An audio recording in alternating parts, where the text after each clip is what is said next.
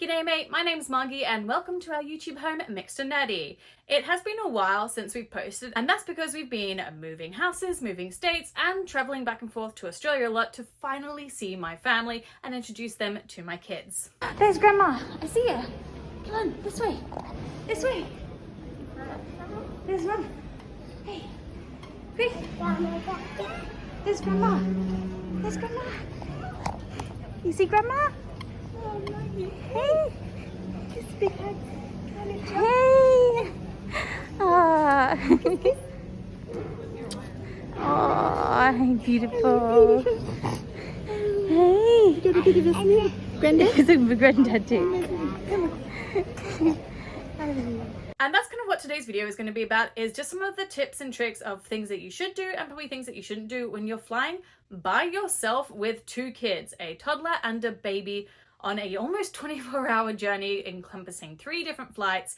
And I did do this by myself twice, and then my husband was also with us twice as well. So I have a few tips for just things that might make it easier, including seating arrangements, whether or not to bring the car seat, using the bassinet, not using a bassinet, holding the under 2 child or getting a seat for them, all those kind of things. So I'm going to go into that.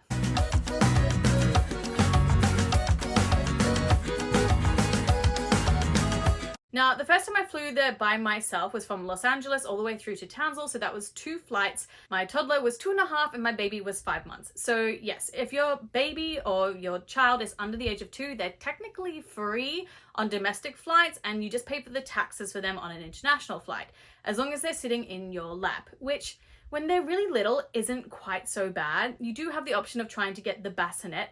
However, if you are traveling just yourself with the baby in the bassinet, that would be fine. But if you have another child, you need to keep in mind that the armrests don't actually lift up in those like bassinet rows right at the very front. And also, if there's ever any turbulence, you do have to lift your baby out of the bassinet and hold them again, whether they're awake or sleeping. So to me, the idea of using a bassinet didn't seem to make a lot of sense. I kind of wanted that extra room of like lifting up the armrest so I could stretch my legs out. My 2-year-old could also stretch his legs out over me as well. I just wanted to have that little bit more space, which is why I didn't choose the bassinet. And also, you're never actually guaranteed the bassinet either, because it always goes to the youngest babies on the flight. So even if you do book it, you might end up not even getting it anyway. So that's why I like to reserve the seats that are usually at the very back of the plane, and there's usually 2 rows of just 2, and then they'll go into like the 3, 3, 3 all the way down on the sides. So at least that way you have like a little bit of extra room, you're still near a window, but you're also easily accessible to the toilets or the back crew. And the airline staff are fantastic. They are always so helpful. Now, again, when my baby was really little, it was quite easy just to hold her on my lap with a nursing pillow, which yes, you can bring. It's not a part of like online carry-on or anything like that. You can just bring it with you. And it definitely was easy when she wasn't moving. I could just breastfeed her to sleep. That was super simple. But once she did start moving, it did make it a lot harder to just hold her on my lap, especially for that really long, almost 16-hour flight. So that brings me into the second time then that I flew for that 24-hour journey by myself. And that was when I booked a seat for my child under 2 as well. So there were 3 seats for us in total. Now, it is worth trying to have a little bit of a look around on different flights. I use Skyscanner most of the time because they seem to have like the best deals or the best ways of finding the cheapest flights.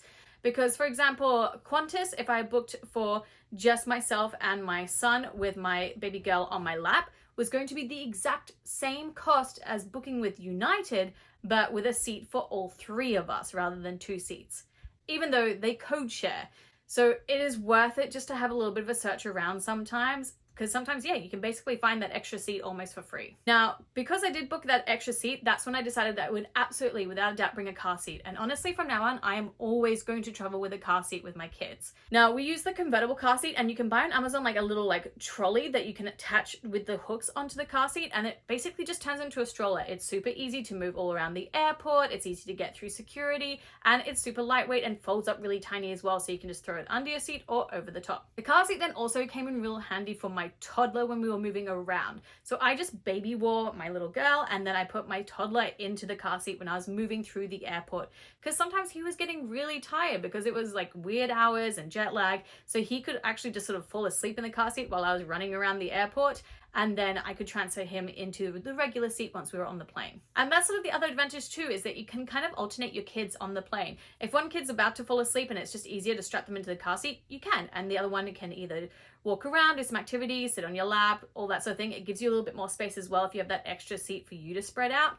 Technically, the car seat's always meant to go in the window seat. However, some airlines seem to have opened up the ideas of also putting them in the aisle seats in like that middle row part instead. But I personally prefer to try and get like those 3 seats to yourself or the 2 seats to yourself on the aisle. Now, some other really helpful things as well for traveling with small little children is to not worry at all about screen time, because you need your sanity and you also need the chance to try and rest a little bit. So a tablet and earphones is an absolute go-to for us, especially the earphones that happen to be like an all-around kind of headband, because you can also put them down then to become an eye mask. I found those were really helpful for my son, and they come in like these really cute character designs, so he loved that. Snacks, of course, are super important, and I saw somewhere on TikTok the idea of using like a really big pill packet to put like lots of little teeny snacks in, and it's kind of like a fun game then for toddlers to like open it up and pick little ones out.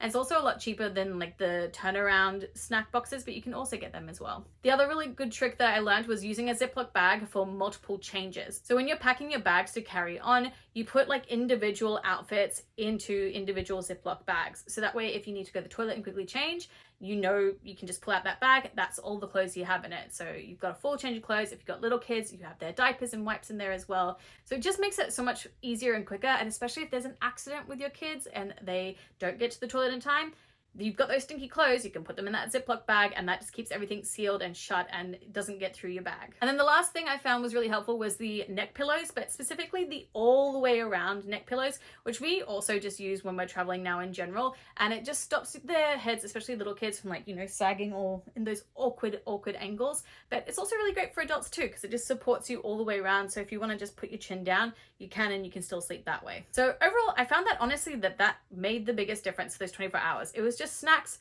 having a tablet, and then just of course walking up and down the plane. Especially once my little girl started to walk and crawl, she really wanted to move around a lot more. And again, use the flight attendants. They are amazing. They are so helpful. If you just need them to hold one of your children, watch them while you quickly do something, they are there for you, and they are just so incredible. But always make sure you say thank you, because they are absolute legends. And that's basically it. All my tips and tricks for how to fly with little ones for 24 hours worth of flying on international flights. If you'd like to make any purchases in the economy section for our snack shop or alcoholic beverages, once again, download the United Out.